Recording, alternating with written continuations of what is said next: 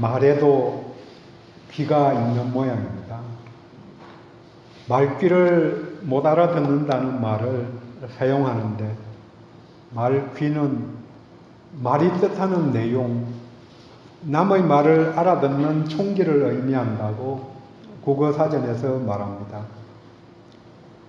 남들이 하는 말을 잘 알아듣지 못하고 자기 방식으로 해석하는 사람을 사오정이라고 말합니다.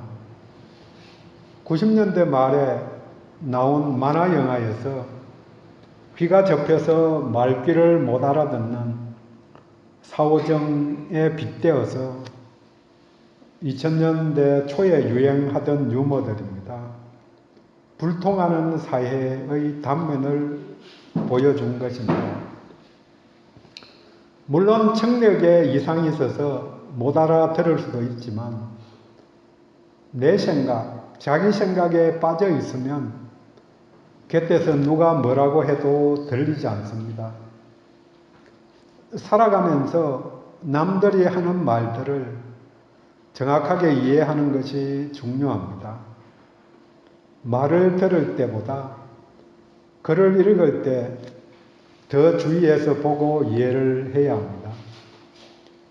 심심치 않게 계약서 하나에 점 하나를 빠뜨려서 손해를 많이 보았다는 말을 듣습니다.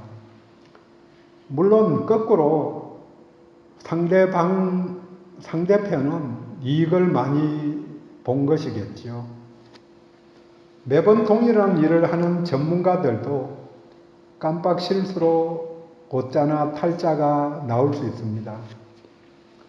글을 쓸 때에 오자 수정이 어려운데 그것도 한 페이지 쓰고 보면 문제가 아닌데 어느 분이 저한테 자기가 쓴 책을 주면서 한 500페이지쯤 되는데요. 200번 정도 읽었다고. 읽으면서 죽는 줄 알았다고. 자기가 쓴 걸 오자 발견하는 게 더 어렵거든요. 오자를 잘 찾아내는 방법은 한 단어씩 읽어가는 것입니다. 대체로 내가 쓴 글은 단어를 읽지 않고 한 묶음으로, 내용으로 읽기 때문에 잘못된 게 눈에 보이지 않습니다. 물론 다른 방법은 타인이 교정을 봐주는 것입니다. 남이 기록한 글은 차분히 읽게 되니까 정확하게 확인하기가 쉬운 편입니다. 저도 요즘 간추린 성경 책자의 오자를 많이 찾아내고 있습니다. 그 이유가 영어로 번역을 하다 보니까 이게 일일이 세밀하게 찾아보고 번역이 안 될 때에 이게 왜 안 되는가 한 번 더 생각을 해보고 확인하는 과정 중에 말이 안 되는 부분도 찾아내고 또 성경 구절을 인용을 했는데 그 성경 인용 출처가 정확한지 다시 한번 보게 되니까 오자가 보이는 거죠.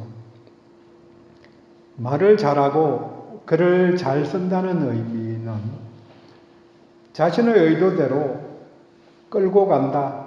다른 사람들을 내가 원하는 방향으로 이끌고 간다는 그런 의미로 주로 사용하기도 하지만 선한 말을 하고 듣는 자가 유익한 말을 한다는 그런 의미의 전제가 있음을 기억해야 합니다.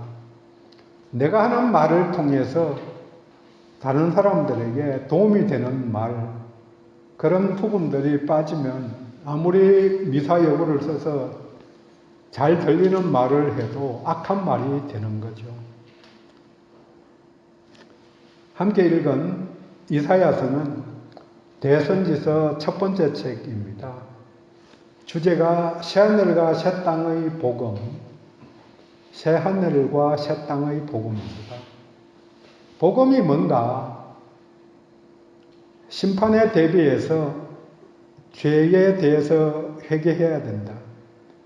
또 믿음에 의한 구원을 말하는데 복음이기 때문에 이사야서 전반부는 심판의 날을 이야기하고 후반부는 구원의 날을 선포합니다. 심판이 있는데 구원받아야 한다. 또 믿음을 통해서 구원받을 수 있다. 이게 복음이죠. 물론 그 길이 어떤 길인가? 예수님을 통해서만 구원이 있다. 그게 복음의 핵심 내용이지만 일단은 심판이 있다. 그 다음 구원의 길이 있다. 이 선포죠. 후반부 구원의 선포에 결정적으로 중요한 인물이 이사야서에서는 메시아입니다. 그분이 종의 모습으로 왕으로도 오시지만 종의 모습으로 이 땅에 오신다. 그런 모습을 이사야서는 잘 그려내고 있습니다. 그래서 종으로 오신 예수님의 모습을 그린 그것을, 그 내용을 종의 노래라고 이렇게 이야기합니다. 종의 노래. 이사야서에서는 종의 노래라고 불리는 4번의 노래가 나옵니다. 종이 주인공으로 등장하고 그 종의 생애를 통해서 이스라엘의 꿈이 성취된다. 또 그분을 통해서 하나님의 백성들과 세상에 대한 하나님의 계획이 성취될 것이다 하는 노래를 하고 있습니다. 물론 여기에 나오는 종은 장차 오실 메시아 예수 그리스도를 가리킵니다. 오늘 본문은 종의 노래 3번째 고난당하는 종의 모습을 그려줍니다. 하나님은 그의 종에게 원수의 공격을 견딜 수 있는 지혜를 주실 것이다. 하나님께서 도와주신다. 그렇지만 이 종이 고난을 당하게 된다. 오늘 본문을 통해서 제목이 도우시는 하나님. 당신의 종을, 당신의 일꾼을 도와주시는 하나님을 오늘 본문을 통해서 만날 수 있기를 원합니다. 물론 메시아 된 그분의 사역자만 도와주시는 게 아니고 그분 앞에 나온 또 헌신하는 모든 성도들을 도와주셨고 앞으로도 도와주실 것입니다. 그 믿음 속에 우리들이 한날 한날을 살아가고 있는 것입니다. 도우시는 하나님으로 말미암아 그의 종은 4절 후반부에 아침마다 깨우치시되 나의 귀를 깨우치사 학자들을 같이 알아듣게 하시도다. 하나님의 말씀을 알아들을 수 있게 됩니다. 아침마다 깨우쳐 주셔서 알아듣게 된다고 본문은 말합니다. 아침마다 깨우침을 받으려면 아침마다 말씀을 듣고 말씀을 읽어야 합니다. 말씀을 들어야 깨우칠 게 있습니다. 귀를 깨우쳐 주심으로 들을 수 있게 되었습니다. 물론 눈을 깨우쳐 주셔서 깨달을 수 있게 된 것이나 같은 말입니다. 계시록에서 말하듯이 예언의 말씀을 읽는 자, 또 듣는 자들에게 복이 있다고, 실천하는 자들에게 복이 있다고 말씀하십니다. 먼저 읽고 들어야 그 다음에 실천할 가능성이 반푼이라도 있습니다. 듣지도 않았으면서 실천할 수 있는 가능성은 전혀 없죠.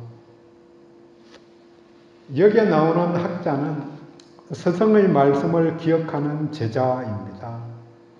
선생 되신 하나님의 말씀을 기억하는 제자들과 같이 잘 알아들을 수 있게 도와주십니다. 하나님이 깨닫게 해주시지 않으면 아무것도 알 수 없습니다. 예수님께서도 예수님이 가시면서 보혜사, 그가 오시면 모든 것이 생각나게 하시리라. 그렇게 말씀하셨습니다. 성령 강림 후의 일상을 말씀해 주신 것입니다. 성령님이 이 땅에 오신 일상 속에서 우리들에게 함께 하시는 그 이유로 성령님이 말씀을 기억나게 하시고 이해할 수 있게 도와주십니다. 그래서 성경 공부할 때에 꼭 하나님 내 눈을 열어서 이 말씀을 이해할 수 있게 도와주세요. 그렇게 기도를 많은 단체에서 합니다. 내 눈을 열어주셔야 이해할 수 있는 거지. 물론 우리들이 상식으로 성경을 해석하고 이해하고 판단할 수 있습니다. 하지만 그게 꼭 내게 이 본문에 맞는 것인지, 이 부분은 성경의 저자이신 하나님께서, 성령님께서 해석해 주셔야 정확하게 이해할 수 있는 게 옳습니다. 대부분이 성령 주석가들이 그렇다고 이야기하더라도 하나님이 해석해 주는 것만큼 잘해 줄 수 없는 게 당연하죠. 우리에게 오신 성령님이 말씀 한 절 한 절을 깨닫게 도와주십니다. 문제는 읽어야 하는 거죠. 또 들어야 하는 것입니다. 읽지도 않는데 그 다음에 이해하고 말고 할 게 없는 거죠. 그래서 지속적으로 성경을 읽는 게 필요합니다. 설령 그 당시에 이해되지 않고 말도 안 된다고 생각이 들지라도 어느 순간에 하나님 도와주시면 필요할 때에 생각나게 되는 거죠. 우리가 기억하려고 해서 기억하면 내 능력과 의지지만 어떤 순간에는 꼭 필요할 때는 하나님이 급하게 깨우쳐 주시고 인도해 주실 것입니다. 먼저 들어야 그 다음 말씀이 연결됩니다. 4절 전반부입니다. 주 여호와께서 학자들의 혀를 내게 주사 나로 공고한 자를 말로 어떻게 도와줄 줄 알게 하시고, 공고한 자를 도와줄 수 있는 말을 할 수 있게 도와주십니다. 지혜로운 자는 아는 것을 말로 풀어내는 자들입니다.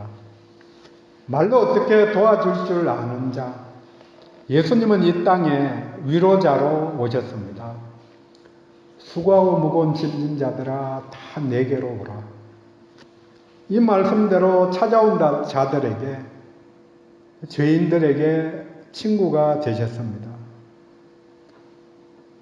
예배 전 찬양 드리면서 찬송가 96장이었나요? 예수님은 누구신가? 우는 자의 위로와 연결이 되어서 오늘 한 번 더 불렀습니다. 우는 자의 위로와 96장 찬송, 찬송가 자체를 또 잘 기록된 말씀 통해서 은혜 받은 자들이 기록한 것이기 때문에 그 찬송 많이 부르는 것도 굉장히 은혜가 됩니다. 말씀을 외우는 것은 힘이 들지만 찬송가 부르는 것은 조금 더 쉽기 때문입니다. 그래서 힘이 들 때마다 96장이든 또 위로자 되신 하나님을 찬양하는 그런 찬송을 많이 부를 수 있기를 원합니다. 이 땅에는 다양하게 공고한 자들도 가득 차 있습니다. 문제들은 내 문제가 다르고 또 너의 문제가 다르고 내 고민이 다르고 같은 집에 사는 가족이라도 가족들의 고민 정도가 조금씩 다르죠. 위치에 따라서 고민하는 게 다른 게 당연한 거죠. 다양하지만 각자에게 위로자가 필요합니다. 이들을 말로 도와줄 줄 아는 것이 지혜입니다. 말을 잘하는 게 좋은 말이 아니고 생기를 주는 말, 생명을 주는 말이 좋은 말이죠. 선한 말을 하려면 처음에 나는 하나님이 깨우쳐 주셔야 합니다. 그 일을 위해서 기도합니다. 각자가 내가 위로자 되는 말을 우리 가족에게 하는 그런 위치가 필요한 거죠. 그 전에 말씀 속에서 내가 깨우치고 내가 먼저 위로받아야죠. 먼저 깨우치고 다음으로 회로 좋은 말을 하는 것입니다. 선한 말, 위로의 말입니다. 예수님은 그 일을 지혜자로서 잘 감당하셨습니다. 우리 모두가 어느 곳에 있든 위로자의 역할을 잘 감당할 수 있기를 원합니다. 세 번째로 귀를 열어서 도우시는 하나님께서 귀를 열어주심으로 순종하게 됩니다. 순종에는 나 자신의 의지도 필요하지만 동시에 하나님의 도우심이 있어야 합니다. 특별히 나쁜 습관을 바꿀 때는 내가 이걸 바꿔야 되겠다 생각하고 내 의지로 나가도 그렇게 간단하지 않고 쉽지 않습니다.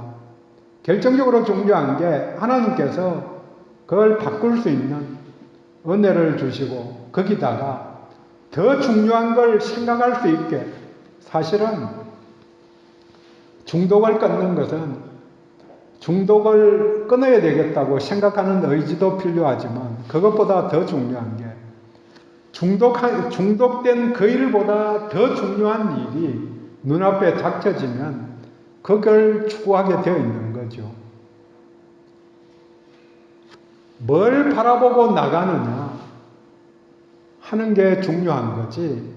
지금 내가 갖고 있는 것 이거 버려야 되겠다 이렇게 생각하면 생각할수록 그 일이 더 생각나거든요. 실제로 그렇잖아요. 살아보면은 이걸 내가 그만해야 되겠다 그런 생각 벽에 써붙여 놔요. 오늘부터는 난 이 일을 안 하겠다. 그걸 볼 때마다 물론 한편으로는 그 일을 한 그 모습이 생각나서 별로 좋지는 않지만 또 한편으로는 거기에 끌려가는 그런 매력이 있는 점이 있기 때문에 그 일을 계속 해온 거거든요. 방법이 더 좋은 일이 와 닿으면 그게 가는 거죠. 그 길로 갈 수 있는데 나쁜 거든 좋은 거든 그런 거죠. 점점 어떻게 나아갈 건가? 뭘 바라보고 나가느냐? 그래서 끊임없이 선한 걸 생각하고 마음에 유혹이 될 때마다 말씀을 외워보려고 하는 거죠. 귀를 열어주셔서 순종하게 됩니다.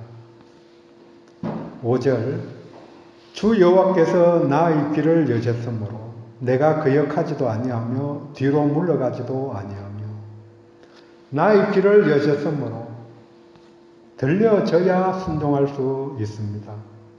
많은 말들을 듣지만 많은 성경 구절을 읽고 하지만 귀가 열려야 순종합니다. 조금 의미가 다르긴 하지만 공자가 60이 되어서 이순이라고 귀가 순해졌다고 말하는데 그 말은 어떤 말을 들어도 분노와 상심이 생기지 않는다는 이야기입니다. 부동심을 조금 가지게 되었다. 근데 그것보다 더 나아가야 되는 거죠. 거역하지 않고 물러서지도 않고 가야 할 길을 바로 가는 삶을 가신 분, 우리 예수님입니다. 동시에 우리들에게도 요청합니다. 거역하지 말라, 물러서지도 말라.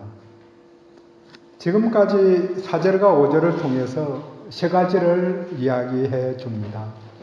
먼저 알아듣는 자, 다음은 위로하는 자, 마지막으로 순종하는 자.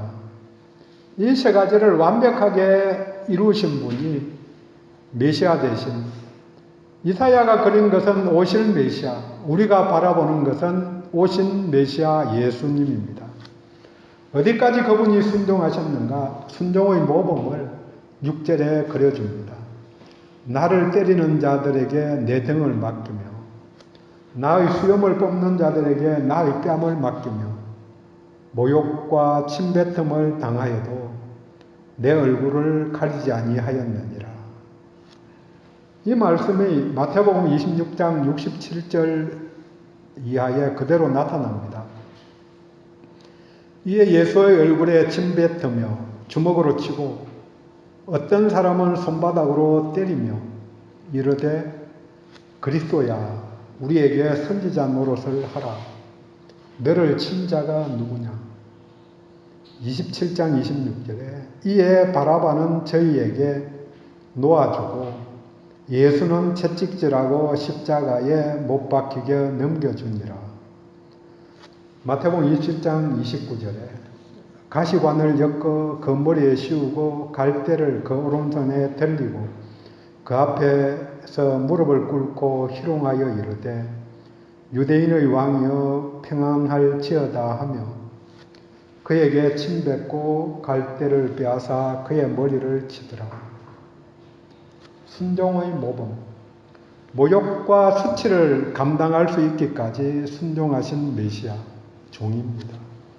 하지만 이 모멸과 수치가 끝이 아니기 때문에 담담히 감당하셨던 것입니다.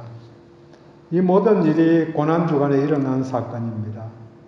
하지만 하나님께서 죽음에서 다시 일으키심으로 예수님이 하신 모든 일이 의롭다고 인정을 하신 것입니다. 수치스러운 일이기는 하지만 우리 하나님의 도우심이 있기에 더 큰 위로가 있기에 수치를 당하여도 얼굴을 가지지 않는다고 말합니다. 7절에서 9절까지 본문은 하나님의 도우심을 반복적으로 말해줍니다. 7절 주 여호와께서 나를 도우심으로 9절 보라 주 여호와께서 나를 도우시리니 주께서 도우신다. 하나님이 도우신다. 이 자긍심이 이 정체성이 모욕을 수치로 여기지 않게 만들어줍니다. 7절 내가 부끄러워하지 아니하고 내 얼굴을 굳게 하였으므로 내가 수치를 당하지 아니할 줄 아노라. 모욕당함이 수치가 아니라는 말입니다. 왜요? 하나님이 보고 계시기에 내가 잘못한 일이 없기 때문에 당장 8절에 나를 의롭다 하시는 이가 가까이 계시다. 의롭다 인정함을 받는데 내가 옳다. 내가 지금 잘하고 있다. 이렇게 인정을 받고 있기 때문에 모욕을 당하는 것, 등에 채찍을 맞는 것은 그 고난을 참고 인내하신 것입니다. 옳은 일을 하고 있기 때문에 우리가 흔들리는 것은 내가 가고 있는 이 길이 옳은 길인가 하는 것들이 내가 판단하기 쉽지 않은 부분이 있기 때문이죠. 남들이 나쁜 놈이라고 손가락질을 해도 이게 옳은 일이라는 확신이 있으면은 갈 수 있는 거죠. 감당할 수 있는 거죠. 많은 경우에 왜 나서서 안 하는가? 그런 확신도 없고 또 그렇게 했을 때에 감당할 마음도 없기 때문에 그냥 묻어서 넘어가는 거죠. 베드로전서 2장 20절에 말합니다. 선을 행함으로 고난을 받고 참으면 이는 하나님 앞에서 아름다우니라. 본문 8절에 하나님이 나를 의롭다 하심으로 나와 다툴 자가 없다. 대적자야 와보라. 이렇게 당당하게 이야기하는 거죠. 설령 내가 그로 어려움을 당해도 하나님이 옳다고 인정하시는데 9절 나를 정죄할 자가 누구냐? 아무도 없다. 당당하게 이야기합니다. 삶 속에서 하나님의 자녀답게 하나님께서 나를 사랑하는 딸아, 사랑하는 아들아 이렇게 인정해 주시면 하나님이 보고 계시는데 그러면은 당당하게 나갈 수 있는 거죠. 어릴 때 생각해 보면 부모가 뒤에 있으면 당당하게 나서는 거죠. 그랬다가 우리 아들은 애들 싸우는데 왜 부모가 나서느냐고 그 말하는 당돌함이 있기는 하지만 그런 당당함, 어떤 상황 속에서도 하나님께서 나와 함께 하신다, 나를 도우신다, 나를 위로하신다. 그 자긍심이 우리를 기쁘게 오늘을 살 수 있게 또 어려움 속에서도 감당할 수 있게 도와주십니다. 정리해 봅니다. 부르심에 충실하기 때문에 폭행과 수모를 당하지만 우리 하나님이 도우시는 하나님이 계시기 때문에 순종하며 인내로서 감당할 수 있습니다. 두 가지 점. 하나님이 우리를 의롭다 인정하셨다. 하나님께서 도우신다. 이 정체성이 인내로 고난을 감당할 수 있습니다. 내가 잘못해서 고난을 당하기도 하고 나는 잘했지만 또 환경 속에서 어려움을 당하기도 합니다. 하지만 임마누엘 하신 하나님께서 나와 가까이 계시기 때문에 내 형편을 살피시기 때문에 내가 위로받을 수 있습니다. 물론 여기에는 학자들의 귀로 알아듣고 학자들의 혀로 위로의 말을 하는 단계, 성량은 첫걸음이 잘 듣는 것입니다. 오늘도 도우시는 하나님, 에벤네셀의 하나님을 고백합니다. 기도합니다.